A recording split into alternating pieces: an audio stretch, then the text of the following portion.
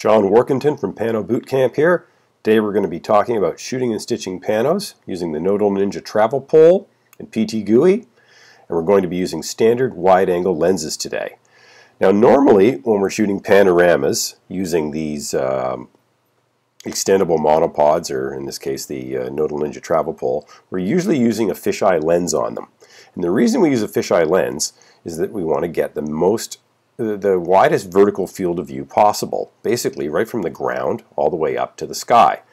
We've only got a single row to deal with because the camera is well above our head on the monopod, so we are trying to capture as much information as possible. However, there's times where we don't really want to use the full vertical field of view, like cases where our subject is not that close to us. So this is a very good example with the Puffing Billy train here. Now this is in the Dandenong Ranges. It's a tourist steam train that runs out of Belgrave and does a little loop. And it's a very, very popular tourist attraction in Melbourne. It's about 40 kilometers from the city. It's a beautiful area, and there's this old wooden trestle that the train goes over. And if you take a look on Google, you can see that this has been a very, very popular thing for years. So we just go over here and we just take a look at Google search for Puffing Billy, and you can just see that a ton of pictures come up. I've been in the USA shopping at Best Buy and seen pictures of Puffing Billy in their photo framing selection. So this is known the world over. I think it's one of the most popular tourist attractions in Victoria. Anyway, so that's Puffing Billy, and that's our topic for the day. So here you can see is our end result of the Panorama. Now this is hosted on GigaPen, which is a very nice free hosting platform for flat images, not for spherical images, but for flat images. This is a full 360-degree image, so you can see that the start is also over here, is the end. But it doesn't have a dramatically wide vertical field of view. But that's all that really matters because it's the train on the trestle that we're trying to see. Now let's take a look at what the shooting environment looks like. So here's the trestle. Now these are just some still frames that I captured using the travel pole with the fisheye lens on it. I had my fisheye lens with me that day. I shot a lot of panos, but the pano that we're going to be breaking down today was shot with a wide-angle lens. So we'll get into that in a little bit. But here's basically what we're presented with. We've got this trestle in a ravine. There's a little stream down here, and there's a nice little turnoff on the side of the road where you can sort of see this thing. But the train's a little higher than the road surface because obviously this trestle bridge is not only going over the stream, but it's going over the road as well. So I thought it'd be a very good topic to use the travel pole, get the camera up about 10.5 feet above the roadway, and there's a couple of bushes and things there, and there's a fence. So it'd be kind of nice to get a little bit less of that stuff in my picture and have a little bit more of train and trestle, because that's what I wanted. Plus, this is one of the most popular photographic sites in the area, as I was showing you earlier with the Google search, so I thought it'd be really nice to get a slightly different point of view. And that's where the Nodal Ninja travel pole really comes into its own. It's not a common product. I mean, not a lot of people have these things. So getting your camera higher up really does give you a unique point of view. Where everybody else is shooting at eye height, you're almost at triple that height, you know, with the camera up there, 10.5 foot. Now, if you're shooting stills with the travel pole, which is what you're seeing here, some stills that I shot, you can hold that pole up above your head so you can get it almost 15, 16 feet in the air. So that really gives you some interesting points of view. So I'm just walking around the trestle here with the camera with the Canon 8 to 15 mil fisheye on a full frame camera, and I've got it zoomed all the way in to 15 mil. So you see some interesting points of view. These are just not what you're going to capture if you're just standing at eye height, shooting at eye height. So that's what we've got, and you can see off in the distance here, there's the roadway area where I'm going to shoot this actual pano from. There's a little information sign over here, and so that's where we're going to go. So let's just take a look at what we've captured and discuss things a little wee bit. So here are the frames that we've captured. So as you can see that they're just sort of standard wide-angle frames. Now we shoot with this with the camera in portrait mode because even though we're only going to do a single row, we'd like to get as much vertical field of view as possible. So in general, when we're shooting panoramas, landscape panoramas, if they're going to be single row, we might as well have the camera in the vertical orientation or portrait mode. So now let's just take a little look at the travel pole so you can get a bit of an indication as to what we're using. So here are some setup photos. So here's the travel pole, the top section of it. And in general, when we're using the travel pole, we've got, let's just get to the image here. Normally we're using a fisheye lens because we're shooting spherical panoramas with it.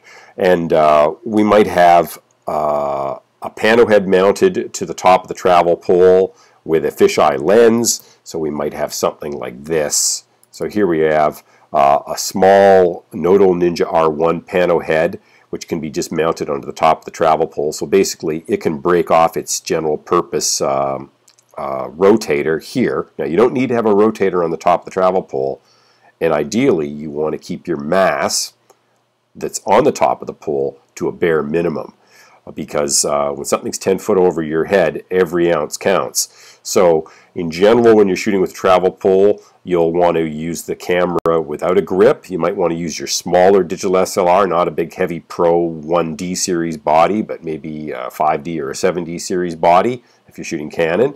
And ideally, you'll want to use a little lighter weight lens and obviously a lighter weight pano head. So the Nodal Ninja heads are very nice because they've just got a simple aluminum ring which mounts to the fisheye lens, and just this lightweight aluminum section here which enables the lens to tilt up a little wee bit. Now the other thing you can do when you're using the travel pole, you don't even actually have to use the tilting pano head. If you're going to be shooting with a fisheye lens, you can just take the Nodal Ninja ring and mount it directly to a clamp that's on the top of the travel pole. So you can actually cut a couple of ounces out of your mass right there. You've got a little bit of choice here as far as lens offset for your no parallax point when you're using the travel pole. But at the end of the day, when you're shooting up in the air, you're not that close to any subject matter. Your parallax point, no parallax point, doesn't really matter that much. The pole's going to sway a little bit anyway, so really you just want to have it mounted safely. So now if we want to use just a regular lens up there, here's what we can do.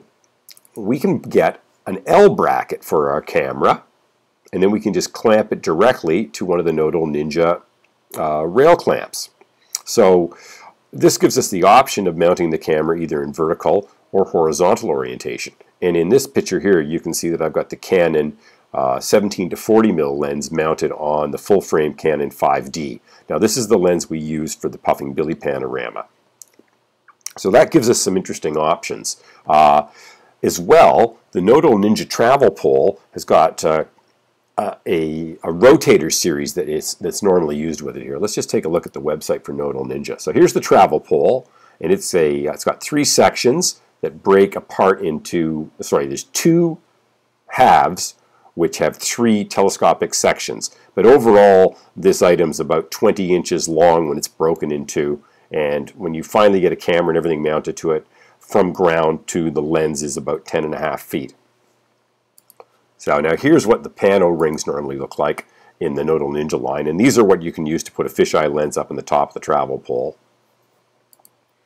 Now these are the rotators you normally use with the travel pole, and they've got a series of, I guess there's 4 different rotators here, and so they've got a number of different fixed click stops. So there's a 10 click, there's an 8 click, and a 6 click. I think this is the 12 click here. Picture's wrong. Anyway, so now these fit on the bottom of the travel pole, and then there's a little leg that goes on there, or a foot. Let's see if I got a picture of that here. I'm not too sure where that foot is.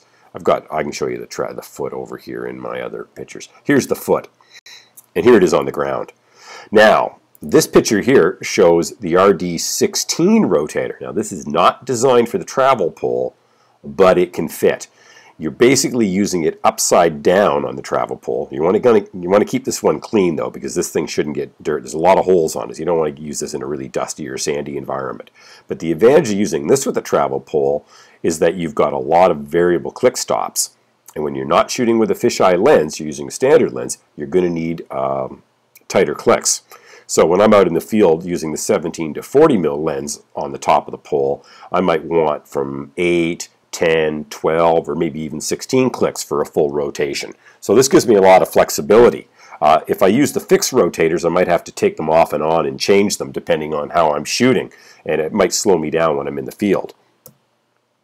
So there, and okay, so now here's the quick release plate mounted to the top of the travel pole. That just fits right in. Nodal Ninja gives you so much extra hardware when you buy their products that it's really easy to mix and match parts from the different things. So this is the quick release clamp that I mounted to the top, and that uses a standard Arca Swiss plate system. So any of the L brackets that you want to buy for your camera, now Nodal Ninja doesn't sell that for the camera, but any standard Arca Swiss compatible L bracket is going to work. Here's a really right stuff one that fits in the 5D Mark III. There's quite a number of vendors that make these things. I've just got a bit of a clone one I bought used. And here's the RD16 rotator, which I'm using on the bottom of the travel pole. So I know it's a little bit of a long, drawn-out explanation as to what we've got, but we've basically modified the travel pole so that we can mount the camera to the pole versus the lens, and we're using the advanced rotator at the bottom. It's a very manageable system. I've traveled with this thing on the plane. Works fine. I used it in Africa recently, and I've used it up in the Dandenong Ranges. So now let's get back to our setup here. Here's another shot with the camera mounted to the top of the travel pole with this clamp. Now that's using a 45mm tilt shift lens. That's not what I used that day. But anyway, that shows you the idea. Now, the reason we want to use that L bracket is because there's no simple way to mount the camera to the travel pole. We can mount the camera in horizontal mode directly to the travel pole with just a little screw adapter. But when we're shooting panos, we normally want to have that camera vertical so we can get the tallest field of view as possible. So that's basically what we're talking about. Oh, here's a shot of the camera horizontal, and that's very easy to do. And like I say, you don't need an L plate if you want to mount it horizontal. But for vertical, you're going to have to do an L plate because the camera doesn't have a tripod mount on the side. And of course, that foot plate's really handy because that helps you stabilize the travel pole when you're using it.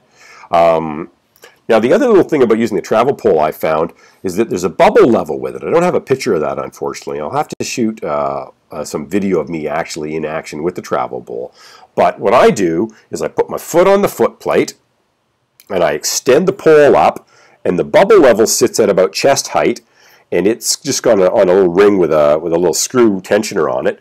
And I just loosen that tensioner off a bit, and I have my left hand holding the travel pole with the bubble level in it, and it's loose, and then with my right hand I do the rotation of the pole.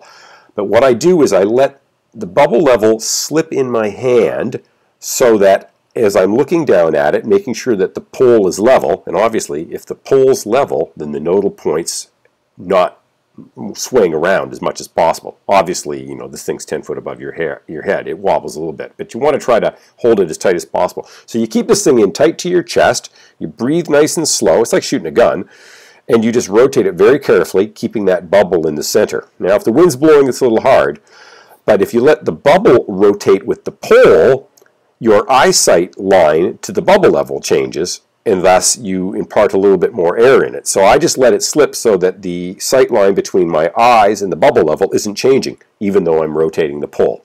I know that's hard to explain, but when we do a video lesson with this, that'll explain it a little wee bit better. So now let's get down to this project. Let's take a look at our frames, and we'll talk a little bit about what occurred here. Now, Puffing Billy's runs a regular schedule, but there was a little bit of traffic that day, and I barely got to the site and got my camera hooked up, and then the next thing I knew, the train was coming. My plan was to shoot a complete 360, and I was using a 12-click position that day.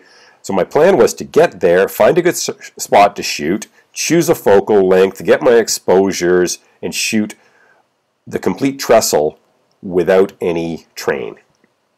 As it turns out, I only got to, let's see where we got, 5, 6, 7. I got 7 frames shot, and then I heard the train coming. So that didn't really work. So here's basically what we're looking at, the trestle here, and it's just all the green fern trees and everything. It's a beautiful area. And you can see we've got a little bit of overlap there. Let's just take a look in survey view for a second here, and we'll just sort of get an indication how much overlap we've got. So, where's our survey view? Here we are. So you can see that we've probably got 33% overlap.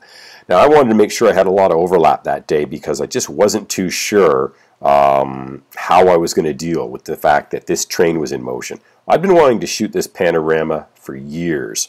I'd been on the train, I'd gone across that trestle, I've seen hundreds and hundreds of pictures of the trestle, but I'd never been to that road in front of the train before. So this was my plan, try to get that train going over the trestle and do it as a high-res panorama. Panoramas with large objects that are wider than a single frame are difficult. But the one thing we know is each carriage in a train looks kind of similar. So I was kind of hoping I'd be able to fake this. Anyway, let's get back to our source frames here. So here's as we're walking through the frames. Oh, sorry, I've got only 2 of them selected.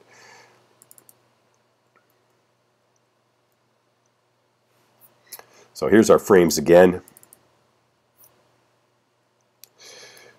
Oh, computer's sort of starting to lag. When you're doing video recording for these screencasts, your performance on the machine is just terrible because it's really labor intensive or CPU intensive to record the screen in full 1080p. So here's the trestle again.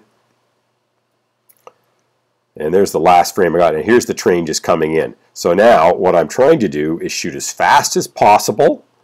I know I've got lots of overlap, so I want to get as many frames as the train as possible. So at each click stop, I'm letting it go through the frame. And I've rotated back a little bit, and I have no idea if any of this is going to work, but I'm just trying as best as I can. So now the train is left, and I'm going to shoot the full 360. And I think I did it twice. I've also got a roadway here and a few cars, so I've got to be concerned with those. And there's my car parked off the edge. When you're showing up to the shoot in your own car, your car is always in your panos. So I try not to park as close as possible, get it a little bit further away. But yes, my car ends up being in the pano. Then I did another complete rotation just to make sure I had what I needed. Got a couple because I just knew that there might be some cars, and then towards the end of this, a family showed up, and so I didn't want all these people in the frame. So it's really good that I've got lots to work with. So that's what we've got for source frames. I'm trying to think how many source frames we actually end up here. So we've got 48 frames to play with. Okay, so that's good. Our shot settings for this panorama were at 25 mil. Looks like we used a 200th of a second at f8 and ISO 640. Let's take a look at what we did in Lightroom to correct these images. So we'll get into the Develop module. Now we're not shooting HDR. This HDR is not going to work with the train in motion. That'll never go together. I could have maybe shot it, and then just used the single exposures for the train and done the environment in HDR, but I didn't bother. So, these are the JPEGs. Let me get into the raw files.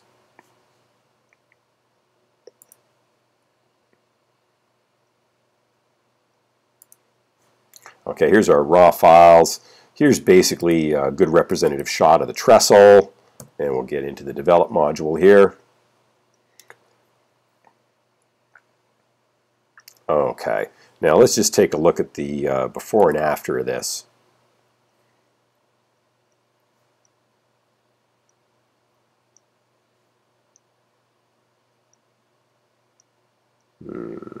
Actually, there's no before and after on this because it's already been developed. What I'm just going to do is I'm going to reset this so then we can see it. And then we'll go back to previous.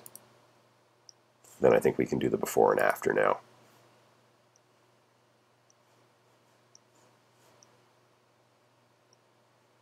Oh, hang on a sec here. 1, 2, 3. There we go. Yeah. Anyway, that's not a problem. The reason it's not doing the before and after is these images have been added to a new catalog, and so I've just kind of lost that. I'll tell you what I'll do to make this a little bit simpler. I'm going to reset this one. So let's, in Develop module, D, we'll reset the 3rd frame.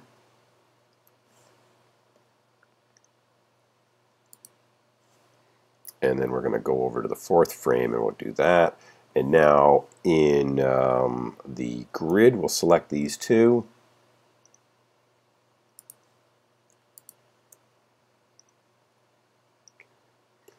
And we'll just take a look at those in the survey. There you go. Now you get an indication. So that's basically what things look like out of the camera. And we've gone a little bit aggressive on our develop here because we've only got a single frame. We want to get the shadows. We want to warm up the tones a little wee bit. And, you know, do the usual thing. So let's just take a look and see what we actually did in the develop module. Now, when we're working with panoramas, it's important that all of our frames have the same settings. So let's just walk through what we've done here. We've brought down our exposure a little wee bit. We haven't played with the contrast, so these are basically just the defaults. Whenever we're adjusting these things, we kind of want to be conscious of what our histogram's looking like. But here's where we try to make the most of a single frame capture: highlights and shadows. And my go-to settings for an aggressive recovery from a raw file is -40 on the highlights and +40 on the shadows. If I find that makes the thing look a little flat, I then might add a little bit of contrast. But this was bright sunlight, a lot of contrast there anyway, all pretty good. Again, my go-to settings for clarity, I've just got presets for these things over here. Bring them in. Basically got my basics, so I just hit that, and that brings me to where I like it. And then if I want to go a little bit more aggressive on the highlights and shadows, I hit the -40, +40. But anyway, so I like my clarity at about 10, my vibrance at about 5, and my saturation about 20. And I'm a big fan for my outdoor shots using the landscape profile, so I've got it set at landscape here. Now, I've got a little trick I do to make my blue skies a little bit darker here. So let's just go. I'm going to hide a couple of these things. When we're running in low resolution screens, it's a little hard to see everything. But over here in the color panel, this is my little go-to trick for blue skies. I take the blue channel and I bring the luminance down a bit. So let's just turn that off and on, and there you see it. So the sky's a little washed out there. We just bring that blue channel back. It's like using a mask in Photoshop, but it's in Lightroom. It's easy. We can do this on the source frames. It doesn't really have a lot of side effects unless we really go aggressive with it. Let's just take a look at this thing at full zoom here, and it's not too bad. We'll turn that off. We'll turn on. It's a little bit of a halo, but it's not going to kill anything. I think it's worth doing, so I like that. So once we get these settings done, and we worked on one of them, what we want to do is synchronize those across the series. So let's go back to our grid. Let's go and select all of our images. So just Command A on the Mac or Control A on the PC, and then back in develop mode. And there's shortcuts here: G for grid, D for develop. And then using the synchronization, you just want to check everything, and then synchronize across. And as soon as we do that, we're going to see that the frame before us that we had already reset is now back to normal. As a matter of fact, we can probably do the before and after on that one now. Yeah, still doesn't want to do that. I'm not too sure why. Anyway, I'm not going to worry about that. Let's get back here. So once we've got our raw files all set up in Photo... Oh, I should have talked about sharpening. Sorry, that's something else we need to do. So let's get into our detail panel. My go-to settings for sharpening a raw file from my Canon 5D Mark III is an amount of 65. I like to go for the radius of 0.08, detail setting at 35, and a little bit of masking at 15. Now what this basically enables, it's not going to apply heavy sharpening in areas that don't have detail. So it's going to try to keep my skies without a lot of sharpening. Now sharpening brings up a little bit of noise or grain, but it's going to do it in any areas where there's details. I've been using these settings for years. They're nice. If you get into a tricky file, you might want to adjust. If you're shooting with high ISO, you might want to bring in some noise reduction. But honestly, for me, if it's shot with a good lens and it's shot with any ISO under 640, these are my settings. Once in a blue moon, I might turn it up a little wee bit, but again, 99% of the time, these are the settings I'm using. Now, let's take a little look into lens corrections. Now, lens corrections and panoramas in Lightroom are an interesting little issue here. We've got an awful lot that we can do with lens profiles for some of the major name brand lenses in Lightroom. For instance, there's a profile for the Canon EF 17-40. And the two things, well, there's three things that the profiling sort of takes care of. It helps you correct for lens distortion. Now keep in mind, that's pixel-based manipulation, so it will be a little destructive, but it also helps you correct for lens vignetting.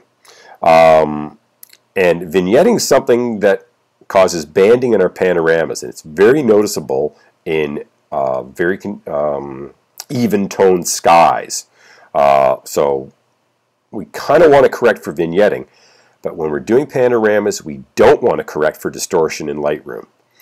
We want to let the stitching program correct for distortion. The stitching program has to distort the images to enable stitching, so there's no need to do any warping of the images twice. We're going to lose image fidelity if we do that. So let's just not do any distortion correction in Lightroom. We'll let that all happen in the Stitcher.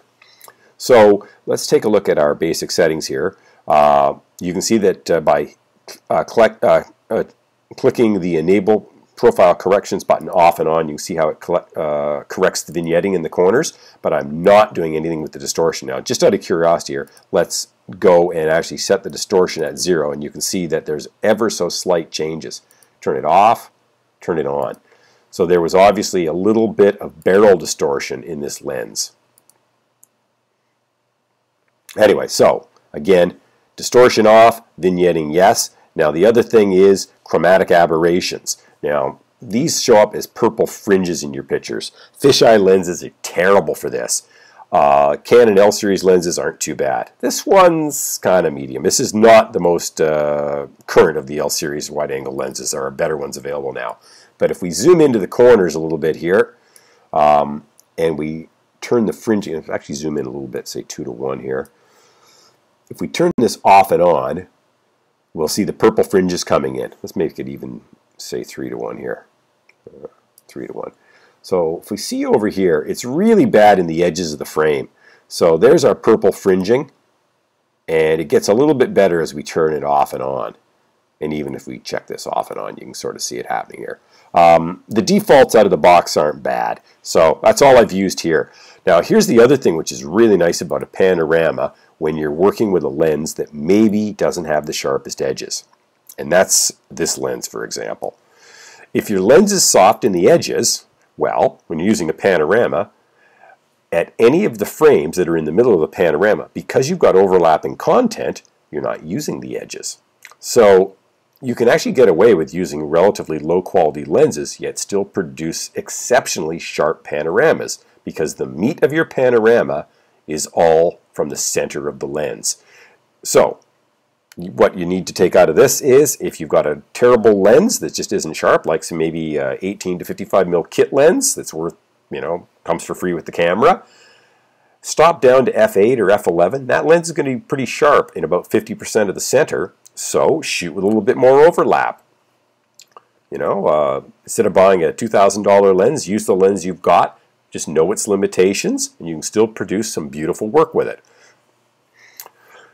So we've got our source frames here. And we've got, what did I say we had? 48 frames. We've got the trestle before the train comes. We've got lots of frames with the train, and then we've got 2 full rotations after the train is left. So we've got plenty to play with to try to get an image out of this, a nice big panorama. Now, I'm not using a TIFF-based workflow here. I use a JPEG workflow, albeit I don't use much compression. I just have the JPEG settings on export. Let me just bring that export panel up here. I've got a whole bunch of various settings I use here, but I use, and this goes back to Lightroom version 4. I'm currently running Lightroom 5, and there's now a Lightroom 6. I haven't moved to it yet. But anyway, I just set my JPEG to just a little bit under 100. To tell you the honest truth, I think JPEG setting at 90 all the way up to 99 or 100. I think they're all exactly the same. I've been told by some people that there's really only 10 stages of JPEG compression in Lightroom, even though the slider's from 0 to 100. Anyway, those are the settings I normally use, and then we're going to go over, there's no need to convert them, I've already done that.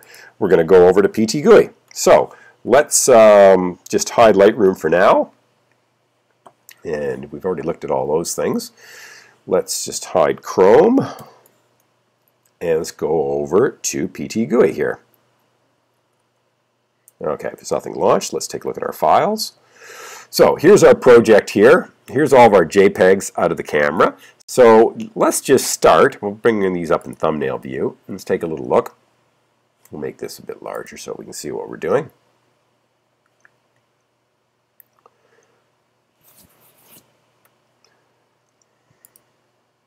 Okay, so let's take the first, what do we got? 1, 2, 3, 4, 5, and 6. Let's just have a test of the first 6 images.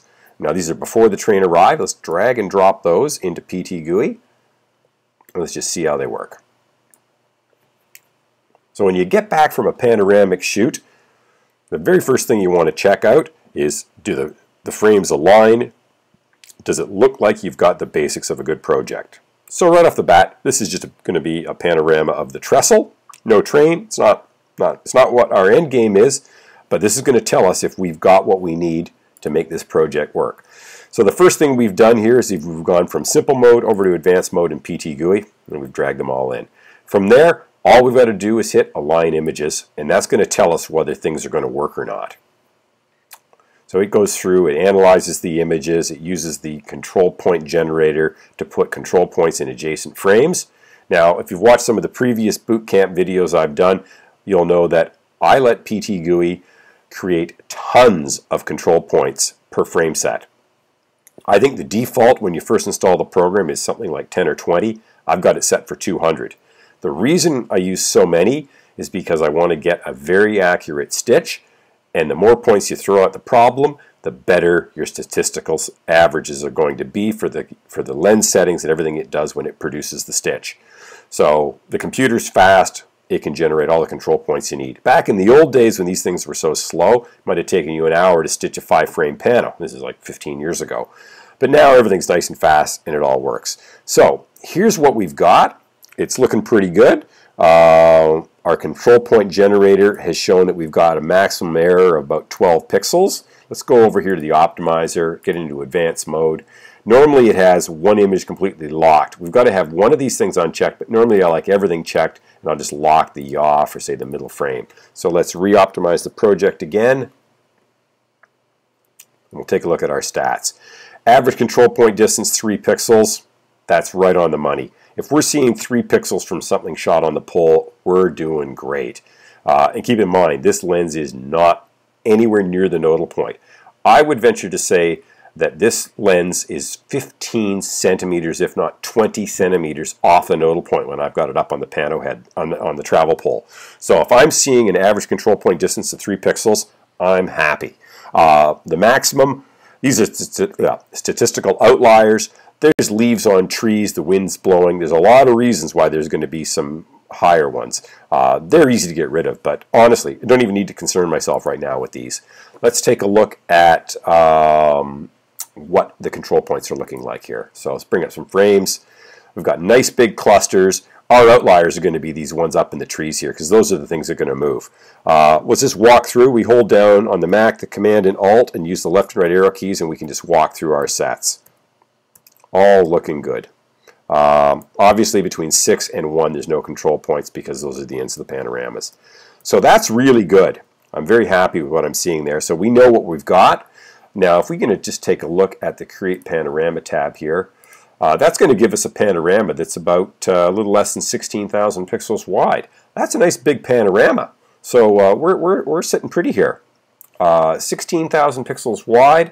If we take our calculator here and let's assume we want to do a fine art print at 200 dpi and we've got 16,000 pixels. So 16,000 enter, 200 divide.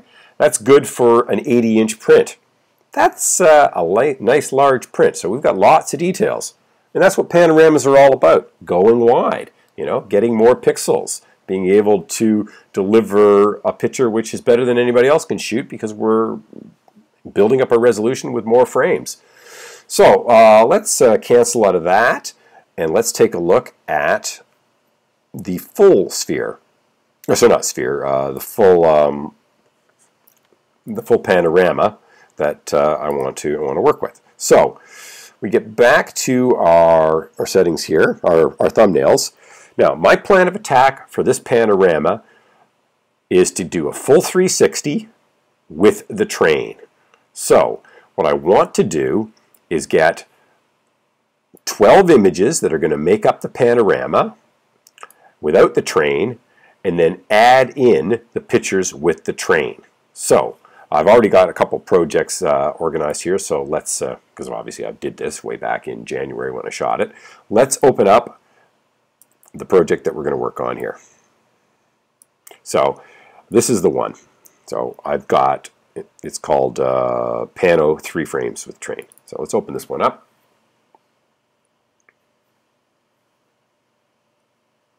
Okay, here we go.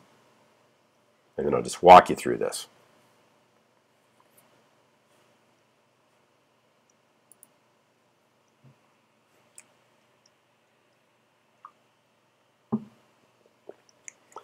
Okay, so you can see that we've got in the Project Assistant tab in PTGui, the meat of the panorama is what I call it. So there's 12 frames here, which are the full 360 degrees. Now this was the first rotation of the pano head after the train left. I didn't have to use the second one because it looks like I had a car that I liked, and then I didn't have that other family that arrived and sort of stood in the bottom of my frame.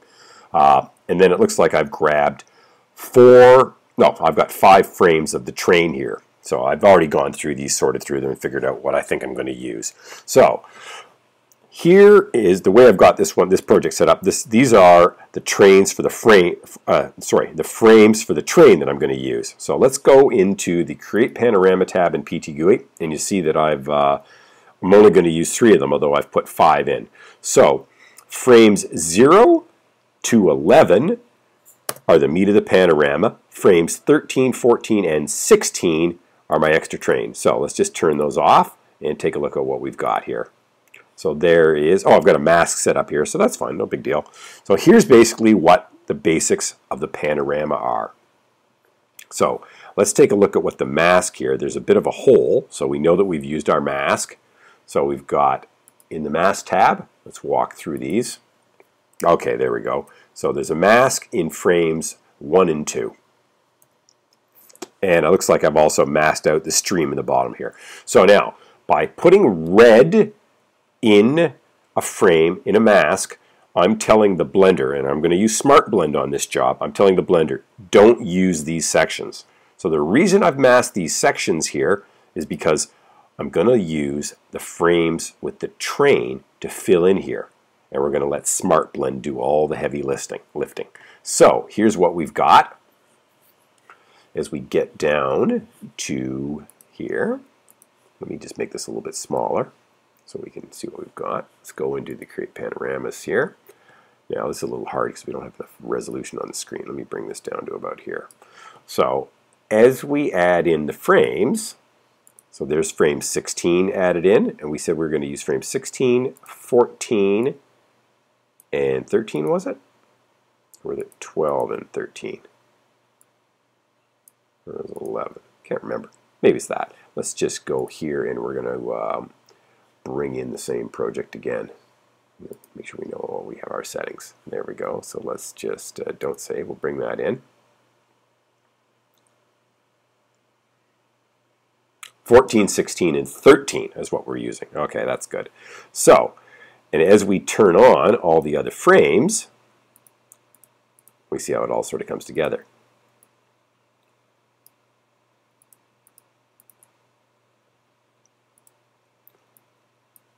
I've got to make this panel bigger. When you're using PTGui, you're going to struggle using a single monitor. I discussed this problem in yesterday's tutorial, but I can't say this enough. it's a nightmare using PTGui with a single monitor. But unfortunately, when we're doing these screencasts, that's what we've got to do. So here's what we've got. We've got that train. Now, what we can produce are two panoramas now. We can have a panorama with the train alone. So let's just bring in that one again here.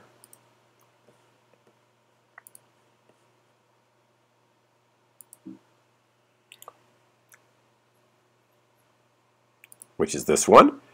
And then we can have a panorama that is the trestle without the train. So that was my working process for this thing. Now let's just go through Photoshop here and take a look at what we've got. So close this file. So here is the very first version that we just worked on at the beginning here. So that's just the trestle with no train. So those were the first 6 frames or 7 frames that I shot. And this is exactly out of PTGui, so you see that because of the way it distorts the lens, there's a couple little gaps in the corner here, but that's all fine. But that's the panorama without the train. Now here's the panorama with the very first frame of the train coming around the corner here. So that's easy. Now that was no Photoshop used here. That's just adding in the one frame and letting SmartBlend do it. So I think what I did was I probably just dropped out the first frame that was empty and added the second one in. Let's just actually look at that project. So this is yes, 89 just with the add train here. Let's bring that one in.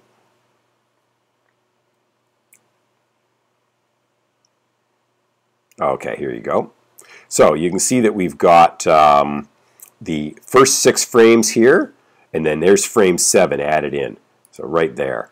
Now if we go in to here, you can see that all 7 frames, actually 8 frames, remember PTGui does its numbering from 0. You'll always get confused, you'll be making your frames mixed up. We go into our masks, and here's our mask in frame number 1, and here's frame number 7. So that's all we have to do. Mask the hole where there's no train, have the frame where there is a train, and everything's going to be fine. Control points, when we're doing this, all we need to do is have frame 7, have control points that match up with frame 2. We didn't even worry, that's it. Sorry, frame 1. And then optimize the project, and everything comes into place. That's really all there is. And SmartBlend's going to do the rest. So we go into the Create Panorama tab, and you see that we had it all set for SmartBlend. That will produce that panorama for us. So let's go back to Photoshop, and we see that. And that's not bad. We can fill in the corners here, but it's not what I wanted. That's not a challenging panorama. Yes, the train's there, but it's not as big as I want it. I want that train all the way. I want more train, you know. So it's always, this is always here as a fallback. There we go. I've got some problems with my mouse here on this. Come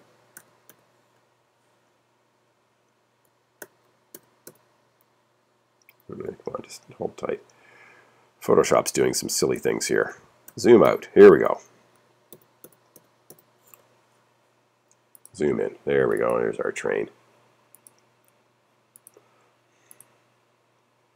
So that's at 33%. There's 50, and there's 100%. So we've got pretty good detail. Our shutter speed of a 200th of a second it's done okay for stopping our motion blur. But really, like I say, the idea of this project is to get more train.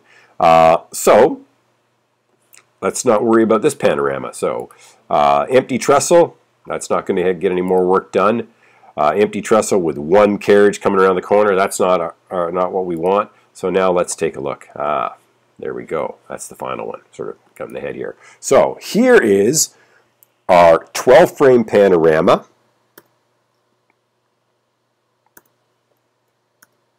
Without the train.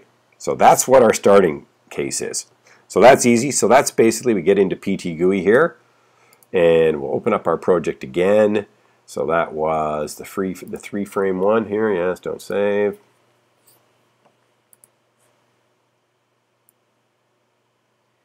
We turn off. All we got to do is turn off these frames here and have the first 12 frames on. You can just drag your mouse down and have that all blue, and then press the space key and turns them all on. So that's our first thing. I'll forget about that one mask for now, but obviously when I created this one I did not have that mask, and we just basically write that one out as our baseline panorama using SmartBlend. There's no need for me to stitch it now, we've already got it done. But we did that without the mask. So let's close that, or no, we don't need to close that project, we're just to keep it there. And then our next layer is just, again, with those 3 frames turned on, which is the frame here. And no masks used, just letting oh sorry, there might have been a little mask, let me see here. What are our frames here? 12 and 13. We did use a little bit of a mask here on the stream bed below. I guess that's it, really. Yeah, just a little bit of a mask on the stream bed below. The only reason I wanted that was on my 17 to 40 lens, I find that the right-hand side is softer than the left-hand side, and I wanted the stream to come in from one of the sharper frames. So I masked out the dull section. So I guess it's probably going to come in from frame 16 here, 15 or 16. Anyway, so that gives us what our source material is. So now let's take a look. Oh, bloody Adobe's trying to do updates here. Don't need those. Let's take a look in Photoshop at how we're going to finish the panorama. So again, here's our lower layer, and here's our 3 frames of train. Let's zoom in on those. And I didn't have to do anything fancy with this at all. SmartBlend did all of the heavy lifting. It just plain worked. Now, it's not completely accurate because, as you know, if we look at the original frames of the train, the carriage behind the locomotive is not this one.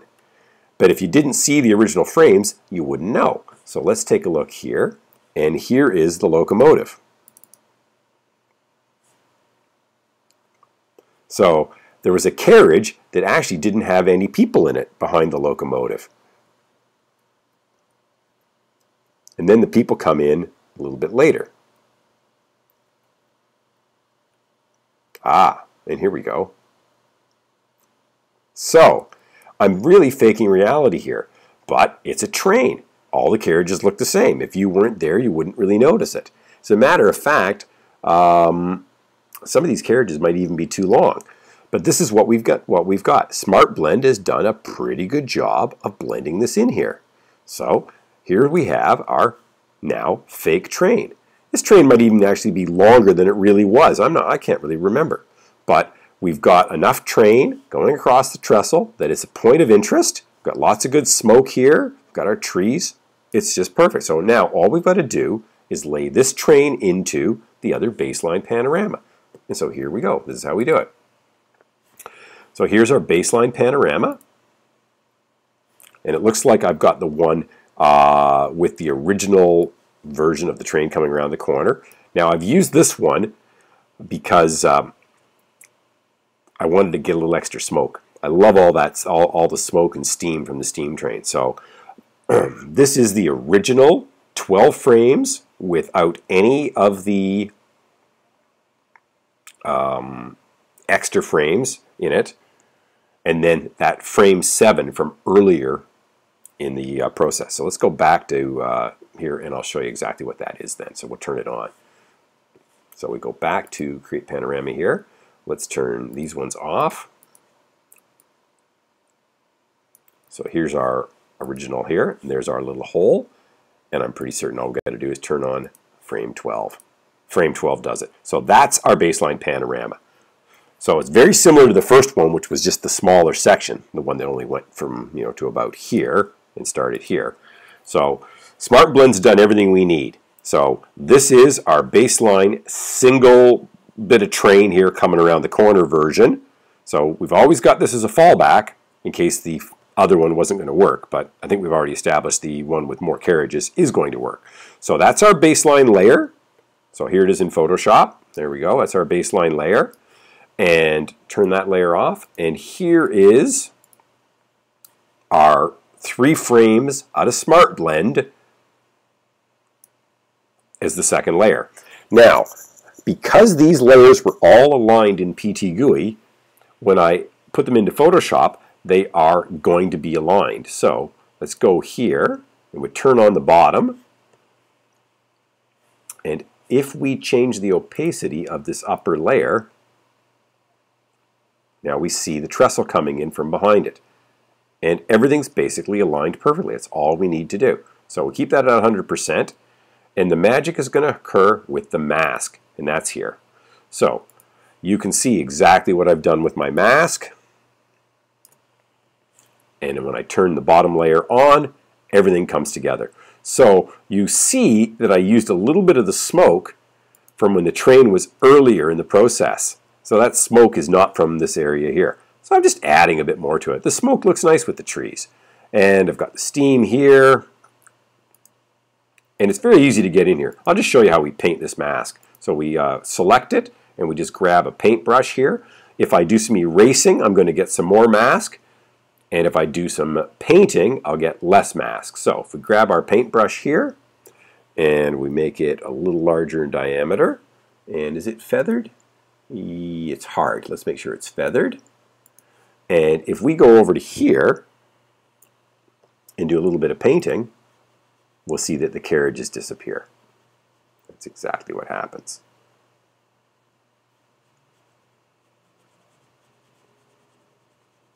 Takes a little while for Photoshop to catch up here, but that's exactly what's happening. I've just now painted the train away. So that's how we build a composite with multiple layers of images out of PTGui in Photoshop. SmartBlend has put our composite train together. It looks appealing to the eye, and we have a baseline panorama with the complete trestle, and we get a little bit of smoke from before, a little bit of smoke from after, and that's it. And you basically just adjust to taste. Now all we got to do is flatten this image,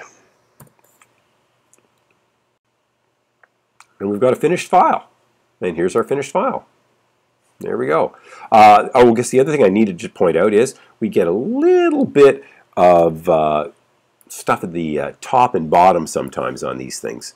Just a little bit, as we're trying to get our maximum image width. Here's a spot here. I'll show you how we do these. So if we zoom in at the bottom, as each frame gets warped in PTGui, to try to maintain maximum vertical field of view, in PTGui we set our crop to as large as we can get it. So you can see all these little spots along here where there's a little bit of sky missing and a little bit of ground missing. If I actually make my vertical field of view a little higher, you can see these things happening. It's easy to clone in some missing sky. It's a little harder to fake a tree. So there's a little bit of a fine line for where you're going to have your vertical field of view. And but Photoshop's got these content fill systems that are just perfect. So what we do is we use the magic wand tool. We give it a tolerance. I've just got it set at 15. Anti-alias set and contiguous set. So if we just click here with the magic wand, you'll see all the black gets selected with the marching ants marquee tool here. And if we hit delete, content fill, we'll do some magic. And to the untrained eye, it looks like that's part of the photo.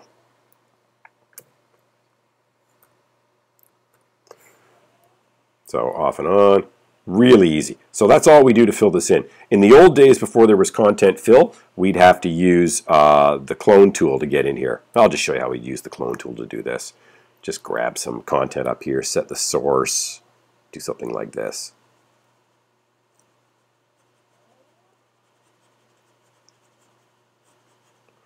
Keep in mind, Photoshop's really lagging while I'm doing the screen recording, so just bear with me. And that will be good enough as well. But honestly, the content fill is there. Use it. Brilliant tool. So we'd go along here, scrolling through our panorama, find every little spot where there's these little black areas, and we'd use that tool to fix them. There's nothing on the ground here. Now there might be some stuff up in the top. Let's go to the top of the panorama and see what we've got here. You can see we've got some purple fringing made it through here. It's not perfect. That lens, the 17 to 40L, is not a fabulous lens by today's standards. When it came out 13 years ago, it was a pretty good lens. I don't really see too much that we have to fill in up here in the blue sky at all. but it's easy to do. Okay, let's just close that one there. I think I'm going to show you that technique in another one of these panoramas, just so you can see how easy it works. Oh, here's one here. Okay. We zoom in this little spot in the sky here. Grab the Magic Wand tool. Select it. I'll zoom in a bit more here for you. Hit delete. Hit return. And you can see that you can't even notice that that content wasn't there. This thing is just perfect. When that feature first came out, I knew it was going to be a godsend for my pano shooting because it was just going to make things so much easier. It's amazing how much content you can fake with content fill. I've got panoramas where I had huge gaps of missing content, and I've been able to repair them with that tool. So, let's close that. Here's our finished panorama. Let's see how big it is. We ended up with a 24,000 pixel wide image. So again, using our magic number of 200 dot per inch for fine art printing. The big Epson inkjets do beautiful output if you feed them a 200 dpi file. 24,000 pixels, 200 dpi, divide it. That's good for 120 inches, 12 divide. That's a 10-foot wide print. That's a big print at 200 dpi. Really nice. So there's our train. We've got a car coming through here. That's quite interesting. We've got another car here, a nice Mercedes with some motion blur on it. My car's still sitting over there. I don't have any people hanging around in the picture. That's always a challenge to get people out of it because I did have that family show up. And I've got my train, and I've got lots of people that I did want, which are the tourists on the train. Now, let's have a little look here. Is it obvious to the untrained eye that this is a composite? If you knew Puffing Billy, you'd know that that's not the carriage immediately after the locomotive. We're looking at the people here. So we've got this little girl with the green toque or the red toque on, and they're waving their hands. And lo and behold, there they are again. But they're so far away, I don't think the average observer, even on a 10-foot print, would have noticed that those people are repeated. So I'm pretty good. This guy in the white shirt with the camera, he's repeated too, I think, isn't he? Yeah. Oh, it's a girl. Anyway, so that's what we've achieved. High-resolution panorama shot with a standard lens on the pole. I hope you've enjoyed today's tutorial, and look forward to sharing lots of more panoramic shooting tips for you on Pano Bootcamp. Now let's have a little bit of a talk about what's coming up. Let's quit PTGui here. We don't need to save our work there. Let's, so coming up soon, let's... okay. We're going to have a little discussion on shooting rolled panoramas. Now this is an interesting format that I use using the Nodal Ninja R1 head with a Sigma 15mm full-frame fisheye lens. Now this is not like the Sigma and the Canon 8mm lenses. This fisheye lens, now we actually had some fisheye lens pictures we showed earlier here. This gives you a, set up photos here. Let's, sorry, hang on a second, area photos. These pictures are shot with a 15mm fisheye. Now that's the Canon at 15mm, but the Sigma is very, very similar. The Sigma's advantage versus the Canon is it's a bit of a faster lens, and I think it's a little bit sharper, but it's not a zoom. The Canon 8 to 15mm zoom fisheye has got some really nice advantages to having it. It's good to have a good selection of fisheye lenses if you're a spherical panoramic photographer. But so that's what we've got coming up. We're going to be we're going to talk about shooting with that. We've got so when we use that on the diagonal, that enables us to get the zenith covered in the panorama without having to tilt the camera up. So we roll the camera 33 degrees, so we're shooting on the diagonal axis, and we can get a full 360 by 180 panorama still in 6 shots using that format. And with the full frame Canon 5D Mark III at 15mm, that will deliver us an equirectangular panorama file that is 14,500 pixels wide. So it's a nice high-res file. So we're going to have a lesson with that shooting technique coming up soon. we're going to talk about using the Nodal Ninja Travel Pole for fine art photography. Now here's a case where we use the pole to elevate a camera above a bathtub to shoot our model. So it's got nothing to do with panoramas, but the travel pole is a very handy device to get a camera into a hard-to-reach place. So we'll put together a lesson on this photo. Just standard fine art photography, but we're using all of our tricks that we normally have from our Panorama kit. Using the Panorama travel pole on the diagonal. Now, this is a case where we've taken the travel pole and we've tilted it at about a 45-degree angle, or maybe a 60-degree angle, from the balcony of this home. Now, this is the same place I was staying at when we were up in the Dandenong Ranges shooting Puffing Billy. So we rented a little holiday home there for a weekend. And this is the same place where we did the fine art shoot in the bathtub. So this image we've got online here, and it's a Misty Woods retreat. So this is the balcony. I'm standing right here in front of this table, and we've got the travel pole leaning out over the balcony, basically giving us this panorama where the camera's suspended in air looking back at the house. So some people call this fishing pole style shooting, but it's worthy of a lesson. It's a bit of a tricky system to use.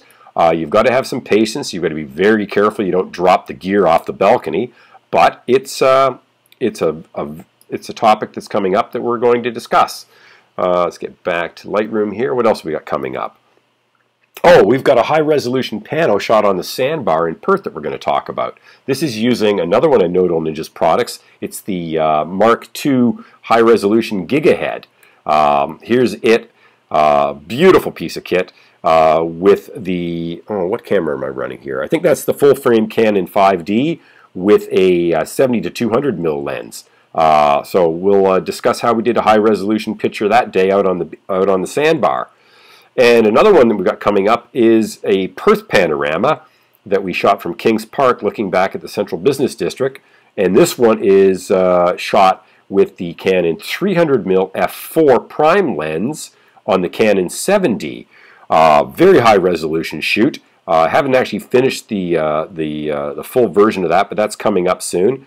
Here's a little, let's get back to here. Have we got a sample of what the frames looked like from that? I thought we did. Gee, I don't think in our setup files we have that one. Coming up soon. I thought we had the samples of what that panorama is going to look like. Well, I don't have them handy here. But I'll put a link to, well, when it's coming up, we'll cover it. I've got a small subsection of that one already assembled up on Gigapan, showing the construction site down here in the new development. Anyway, so those are some of the lessons that you can look forward to coming up soon. I think we're going to do another lesson on raw workflow for panoramic photographers, a bit of an in-depth session. We covered a lot of the issues here today, but that's a really complex topic, and I know a lot of the panoramic photographers struggle with it. But anyway, that's it for today. Thanks for joining us here at Pano Bootcamp. Remember, we got our hashtag is Pano Bootcamp, and we're trying to get a new video done every day for the next few weeks here, so we'll have an awful lot to discuss. Keep up the good work, and we'll see you tomorrow. John Warkentin signing off.